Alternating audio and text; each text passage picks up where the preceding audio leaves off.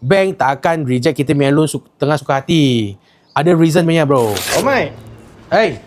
Yes. Dah 3-4 bank reject punya loan. Mengapa? Tak tahu dah penat Ingat tak jadilah beli Okay, rumah. sabar. Biar nak tanya you You punya komitmen tinggi Apa komitmen ada? Tak adalah tinggi sangat pun. Kereta ada 2, personal loan ada 3, housing loan 1. Tapi yalah, housing loan tu je kot. Itu pun bagi tak banyak.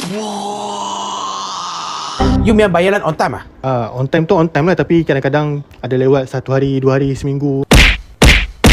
You tengok. Actually bro, bank tak akan reject kita punya loan tengah suka hati. Ada reason punya bro. First, kita kena kurangkan kita punya komitmen. Okay. Second, kita kena bayarkan kita punya loan on time. 15 hari bulan means 15 hari bulan. Lewat 1 hari pun tak boleh. Tak boleh. Okay, sebab dia ada record. Lepas tu jangan tukar kerja sesuka hati. Nak tukar pun jangan last minute. Yang penting kena ada dokumen yang lengkap. Kalau you suka-suka hati lewat, itu bank pun tak selesa dia tak confident bro. Habis nak buat macam mana? Jangan risau.